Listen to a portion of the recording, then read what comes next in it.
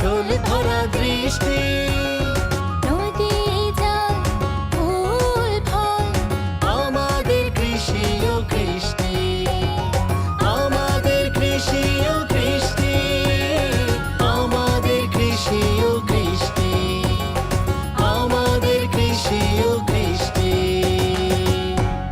প্রিয় দর্শক, সবাইকে স্বাগত জানাচ্ছি প্রভিটা ফিড অ্যান্ড হ্যাচারিজ লিমিটেড কৃষি ও কৃষ্টি অনুষ্ঠানে।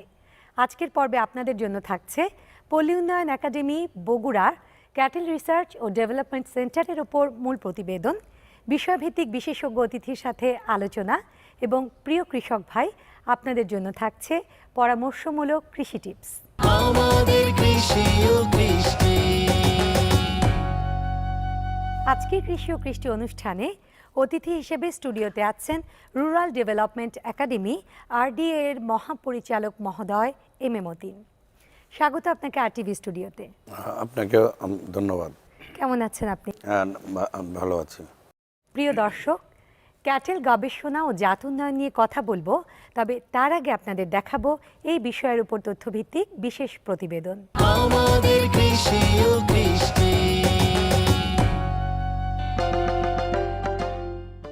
পল্লী উন্নয়ন একাডেমি বগুড়ার প্রাণী সম্পদ উন্নয়নের অর্জিত সাফল্যসমূহ মাঠ পর্যায়ে দ্রুত সম্প্রসারণ, জনপ্রিয়করণ এবং ধারাবাহিকতা রক্ষা তথা প্রাতিষ্ঠানিক ও টেকসই করার লক্ষ্যে পল্লী মানুষের আর্থসামাজিক ও জীবন জীবিকার মানোন্নয়নের লক্ষ্যে একাডেমির 41তম বোর্ড সভার সিদ্ধান্তের আলোকে একাডেমির প্রশাসনিক নিয়ন্ত্রণে ক্যাটেল গবেষণা ও উন্নয়ন কেন্দ্র CRDC শিরোনামে একটি বিশেষায়িত সেন্টার প্রতিষ্ঠা করা হয়।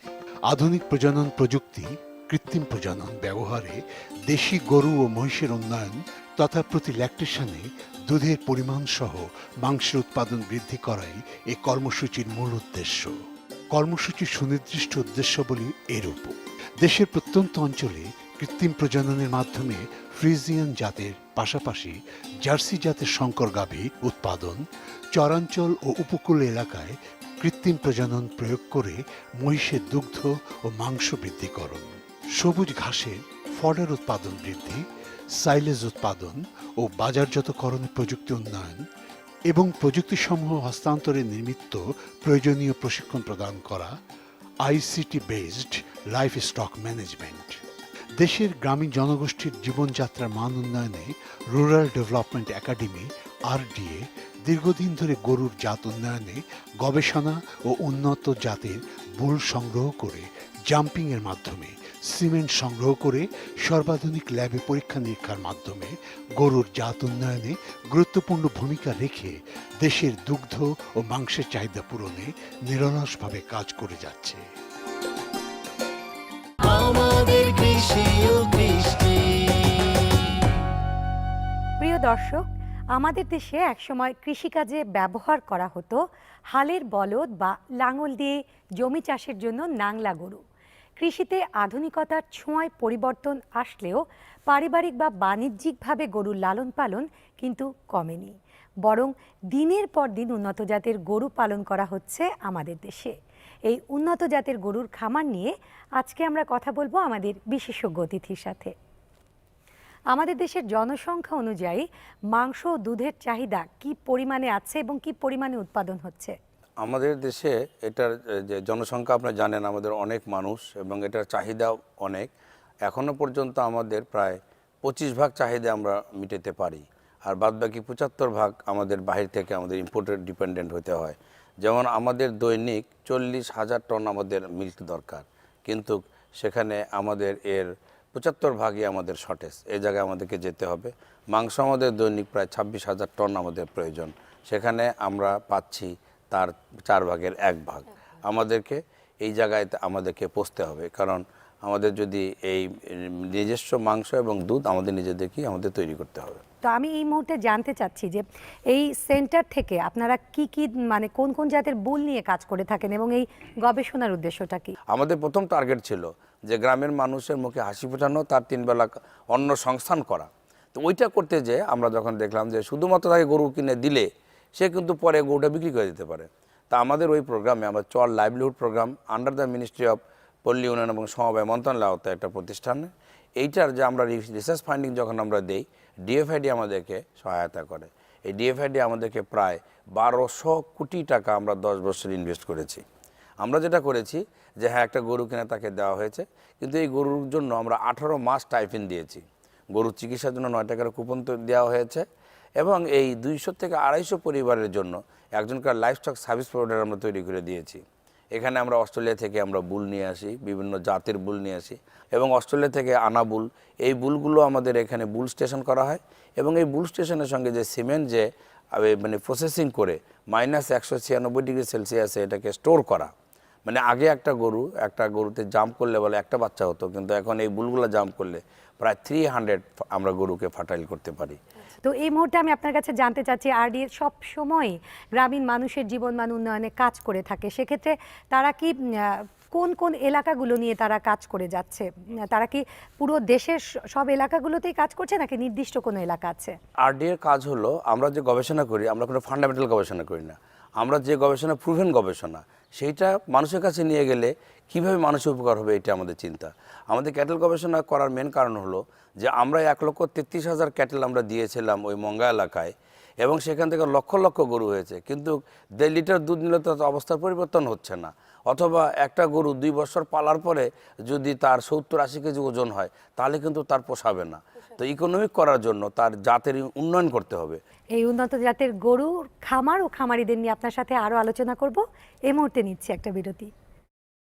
প্রিয় দর্শক, প্রভিটা ফিড অ্যান্ড হ্যাচারিজ লিমিটেড কৃষি ও কৃষ্টি অনুষ্ঠানে নিচ্ছি একটা ছোট্ট বিরতি, আমাদের সাথেই থাকুন। আমাদের কৃষি ও কৃষ্টি।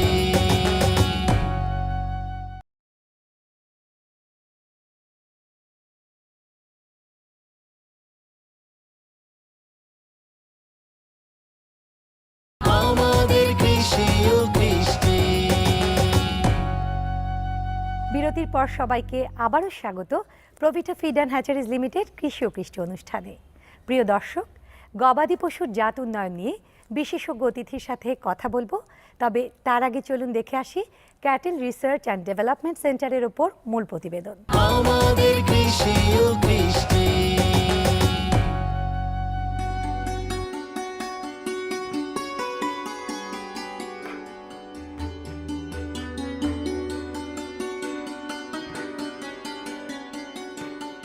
এটি আমাদের দোতলা বাছুর শেড, যেটি বাংলাদেশের মধ্যে প্রথম দোতলা বাছুর শেড। এবং এই দোতলা বাছুর শেডে আমরা সাধারণত যে সমস্ত দুধ খাওয়া যে বাছুরগুলো তাদেরকে আমরা রাখি, ইংরেজিতে আমরা সাকলিং কাপ বলি। এই কাপগুলোকে বাচ্চা দেওয়ার পরপরই আমরা দোতলায় নিয়ে আসি, এবং তারপর থেকে প্রায় 5 থেকে 6 মাস এই বাছুরগুলোকে আমরা এখানে লালন পালন করি, এবং এখানে তার শারীরিক ওজন অনুসারে তার যে দুধ এবং দুধের বিকল্প মিল্ক রিপ্লেসার এবং পাশাপাশি কাপ স্টার্টার এবং অন্যান্য খাবার আমরা তাকে সরবরাহ করি।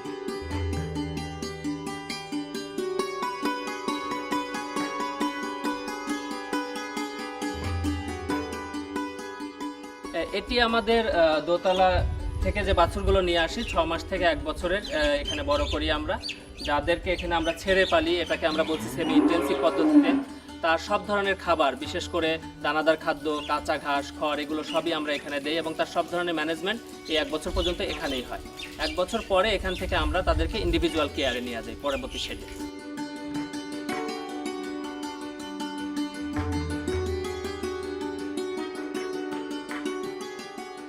এটি আমাদের তৃতীয় শেড, যেখানে সাধারণত ওই যে 1 বছরের বাচ্চাগুলো আসে, এবং সে এখানে প্রেগনেন্ট হওয়া থেকে শুরু করে পরবর্তী বাচ্চা দেওয়ার আগ পর্যন্ত এই শেডে রাখি।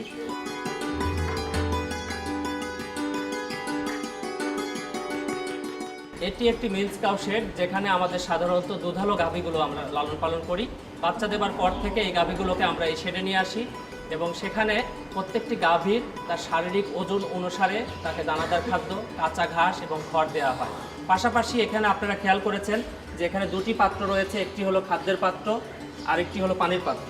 সো আমাদের গরুকে 24 ঘন্টা তার পানি সরবরাহ নিশ্চিত করতে হবে, আর এটাকে আমরা বলছি ক্লিন ওয়াটার থেরাপি।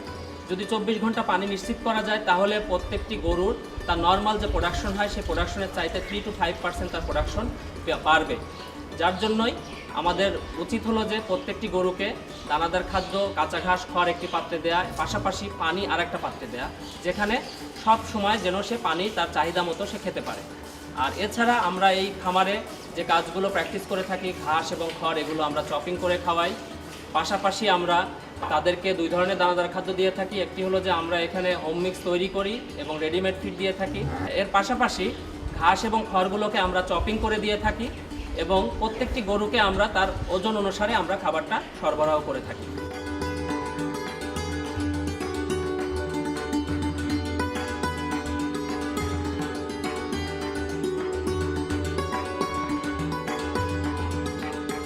আমরা আমাদের এই বুল স্টেশনে আমাদের 100% জাতের আমাদের ফ্রিজিয়ান ষাঁড় রয়েছে, যেটিকে আমরা অস্ট্রেলিয়া থেকে নিয়ে এসেছি।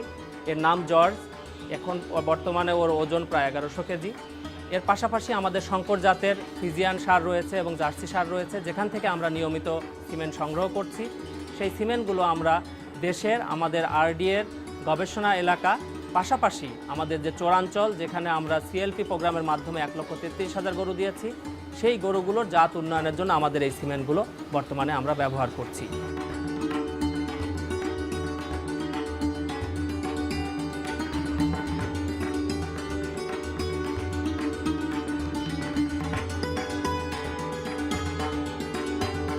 এখন আমরা দাঁড়িয়ে আছি আমাদের আরেকটি ব্রিডিং বুল, যার নাম হলো প্রিন্স।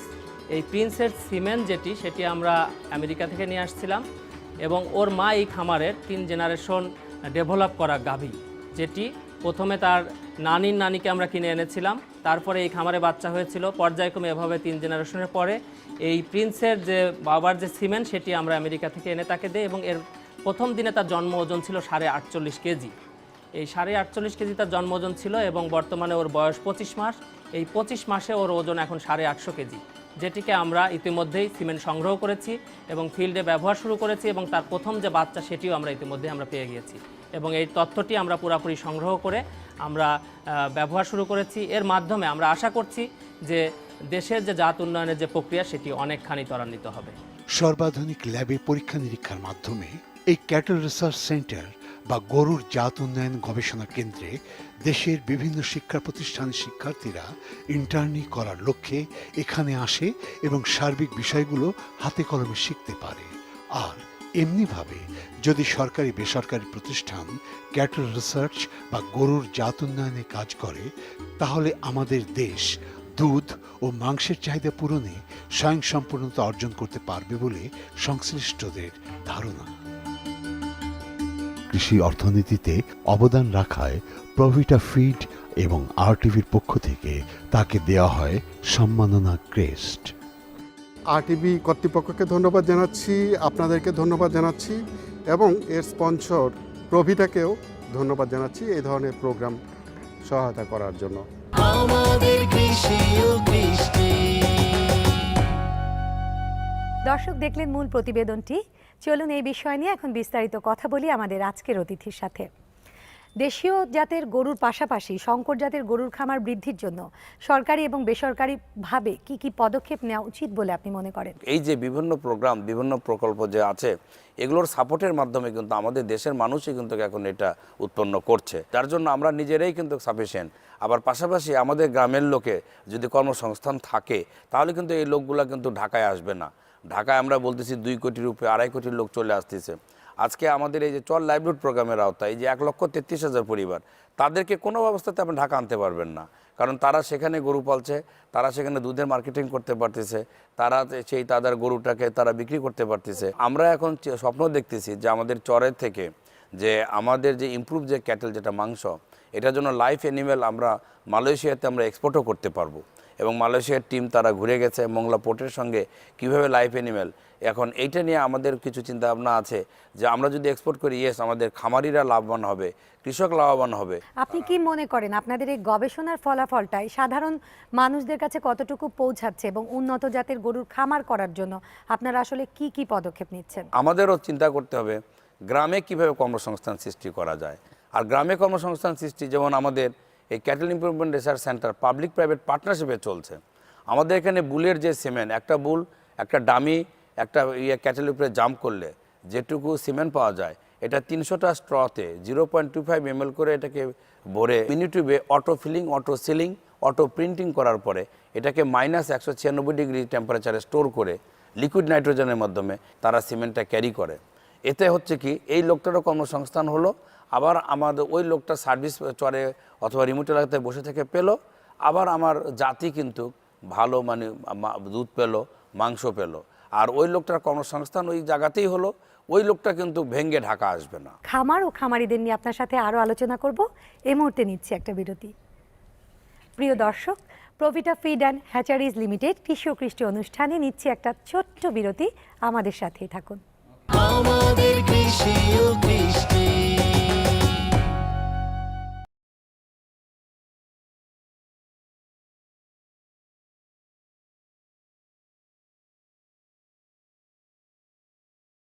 আমাদের কৃষি ও কৃষ্টি।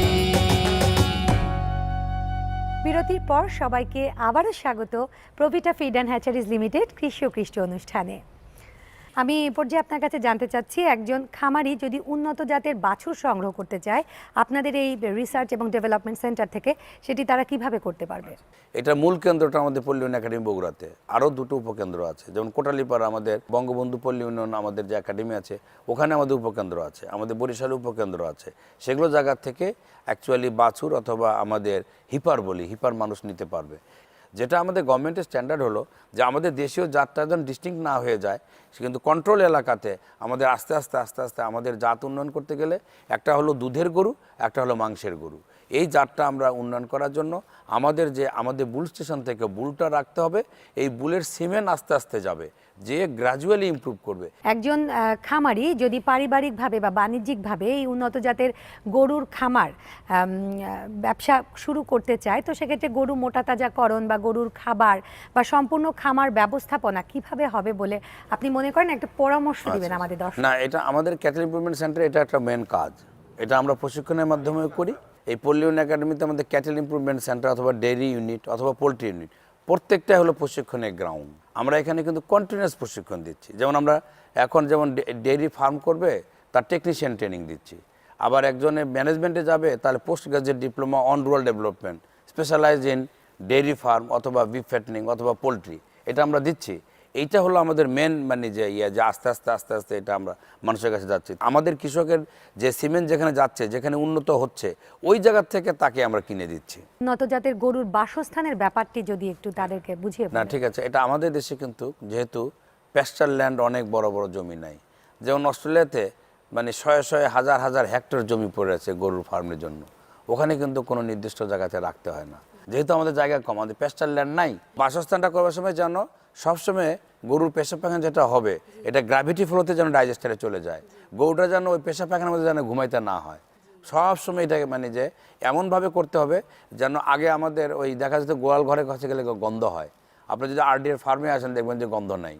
অর্থাৎ ড্রেনেজ সিস্টেমটা অনেক বেশি আধুনিক আপনার করতে হবে। অটোমেটিক্যালি যেন ডাইজেস্টারে মাটির নিচে 18 ফিট নিচে ওই পেশাব পায়খানা অটোমেটিক চলে যাচ্ছে, সো সেখানে গন্ধ হওয়ার কোনো স্কোপ নাই। আর গরুর আরামটা অত্যন্ত ইম্পর্টেন্ট, এবং গরুর তারা শেড করতে হবে। এই উন্নত জাতের গরু কি সব ধরনের আবহাওয়া এবং পরিবেশেই তারা খাপ খাইয়ে নিতে খাপ পারে? খাইতে পারবে, তবে 100% ব্লাড একবারে এনে খাপ খাইতে পারবে না, যার জন্য আমরা ওই বুলটাকে আমাদের স্পেশাল ম্যানেজমেন্টটা আমাদের এখানে রাখছি। কিন্তু যখন ওর সিমেন্ট নিয়ে যায়, যখন আমাদের দেশীয় গরুর সঙ্গে যখন আমাদের সংকর ঘটানো হচ্ছে, তখন যে বাচ্চা হচ্ছে সে অটোমেটিক্যালি খাপ খাওয়ায় আমাদের আবহাওয়ার সঙ্গে সে চলতে পারতেছে। অনেক ধন্যবাদ আপনাকে আরটিভি স্টুডিওতে আসার জন্য। আপনাকেও ধন্যবাদ এবং আপনাদের দর্শক যারা তাদেরকে ধন্যবাদ। প্রভিটা এবং আরটিভির পক্ষ থেকে আপনার জন্য রয়েছে একটি গিফট বক্স। যত দূরে যায় এই বাংলায় সবুজ ফসল ভরা। প্রিয় দর্শক, উন্নত জাতের গরুর খামার প্রতিষ্ঠা করে আপনিও মাংস এবং দুধের ঘাটতি পূরণে ভূমিকা রাখতে পারেন। প্রিয় কৃষক ও খামারি ভাই, এখন আপনাদের জন্য রয়েছে আমাদের আজকের পরামর্শমূলক কৃষি টিপস। আমাদের কৃষি ও কৃষ্টি। বেগুনের প্রধান শত্রু পোকা হচ্ছে বেগুনের ডগা ও ফলছিদ্রকারী পোকা। অনেক সময় আমরা এটাকে বেগুনের বাজরা পোকা বলে থাকি। আপনারা জানেন যে বেগুনের বাজরা পোকা আপনার জমির মধ্যে আসার পর যদি দেখেন আপনার এই সুন্দর ডগাটা কোনো কারণে ঢলে পড়ে আছে, তাহলে বুঝবেন যে এটা বেগুনের মাজরা পোকা অথবা বেগুনের ডগা ও ফলছিদ্রকারী পোকা আক্রান্ত। আপনি জাস্ট এই ঢলে পড়া ডগাটি যদি আপনি একটু কেটে নেন, কেটে নিয়ে খুলে দেখেন, তাহলে তার ভিতরে আপনি এই পোকার কীড়া দেখতে পাবেন। এটি যখন বেগুনের ফসল থাকে না তখনকার কথা বলছি। যখন বেগুনের ফল ফসল চলে আসে তখন কিন্তু এই মাজরা পোকাগুলো বেশিরভাগই ফলের মধ্যে আক্রমণ করে। এরা পাতায় ডিম পাড়ে, ডিম ফুটে যে বাচ্চাগুলো বের হয় ছোট, সেগুলো হয় ডগার মধ্যে, না হলে ফলের মধ্যে চলে যায়। এটা দমনের করার জন্য মানে আইপিএম পদ্ধতিতে যে পদ্ধতি আমাদের আছে সেটা হচ্ছে ফেরোমন ফাঁদ ব্যবহার করা। আপনি ফেরোমন লিওর নেবেন, আপনার চারা লাগানোর ঠিক 3 সপ্তাহের মধ্যেই আপনাকে এই ফাঁদটি আপনার জমির মধ্যে পাততে হবে। এটি হচ্ছে ফেরোমন লিওর বা ফেরোমন টোপ। এটার মধ্যেই সেই পুরুষ পোকাকে ধরার জন্য গন্ধ আছে, যেটি আপনি ফেরোমন ফাঁদের মধ্যে, পানি ফাঁদের মধ্যে লাগিয়ে দেবেন। এবং লাগানোর পর বিঘায় আপনি এটা 14টি আপনার লাগবে প্রতি বিঘাতে। 2 মাস পর্যন্ত এই গন্ধ চারিদিকে নিঃসৃত হবে এবং আশেপাশে যত পুরুষ পোকা আছে সব এটার দিকে ধাবিত হবে এবং আপনার ফাঁদে আটকে মারা যাবে। শীতকালের জন্য আপনি যদি এই কাজটা করেন এবং তার সাথে এই যে ঢলে পড়া ডগা এইগুলা যদি কেটে মাটির মধ্যে পুঁতে ফেলেন, তাহলে দেখবেন আপনার এই পোকার আক্রমণ শতকরা 90 থেকে 95 ভাগের উপরে আপনি দমন করতে সক্ষম হয়েছেন। কিন্তু গ্রীষ্মকালে এর জন্য আপনাকে আর একটা পদ্ধতি নিতে হবে, সেটা হচ্ছে জৈব বালাইনাশক। যখন আপনার এই ফুল আসা শুরু হবে গাছের মধ্যে, তখন থেকে স্পেনোসাইড আপনি 2 থেকে 3 বার 15 দিন পর পর আপনার জমিতে প্রয়োগ করবেন প্রমিত মাত্রা অনুযায়ী। তাহলে গ্রীষ্মকালের জন্য 3টি ধাপ এবং শীতকালের জন্য 2টি ধাপ। এটা করলেই আপনি কার্যকরীভাবে এই পোকাটি দমন করবেন। আমাদের কৃষি ও কৃষ্টি। প্রিয় দর্শক, এই টিপসটি অনুসরণ করে আপনিও হতে পারবেন লাভবান। প্রিয় কৃষক, কৃষি বিষয়ক যে কোনো সমস্যা, সম্ভাবনা, মতামত ও পরামর্শের জন্য লিখতে পারেন আমাদের অনুষ্ঠানে। আমাদের কাছে লিখবার ঠিকানা: প্রযোজক প্রভিটা ফিড অ্যান্ড হ্যাচারিজ লিমিটেড, কৃষি ও কৃষ্টি, Bengal media corporation limited, RTV, BSCC ভবন, লেভেল 6, 102 কাজী নজরুল ইসলাম এভিনিউ, কারওয়ান বাজার, ঢাকা 1215। সফল কৃষক, খামারি ও কৃষি বিষয়ক যে কোনো তথ্য জানাতে ফোন করতে পারেন আমাদের কাছে এই নাম্বারে 01878184077। ইমেল করতে পারবেন কৃষি ও কৃষ্টি @rtvbd.tv এই ঠিকানায়। কৃষি ও কৃষ্টির এ পর্বের খনার বচন: পাতার কষে গাছের রসে সকল রোগের ঔষধ আছে। অর্থাৎ আমাদের দেশে আশেপাশে অনেক গাছগাছরা আছে যেগুলোর পাতায় কিংবা গাছের ডালে অনেক ধরনের রস থাকে, যেগুলোর ওষুধি গুণ দিয়ে আপনি প্রাকৃতিক উপায়ে অনেক রোগ থেকে নিরাময় পেতে পারেন। প্রিয় দর্শক, আজ আর সময় নেই, বিদায় নিচ্ছি আজকের মতো প্রভিটা ফিড অ্যান্ড হ্যাচারিজ লিমিটেড কৃষি ও কৃষ্টি অনুষ্ঠান থেকে। দেখা হবে আবারও আগামী পর্বে। সে পর্যন্ত সবাই ভালো থাকুন, সুস্থ থাকুন। ধন্যবাদ সবাইকে।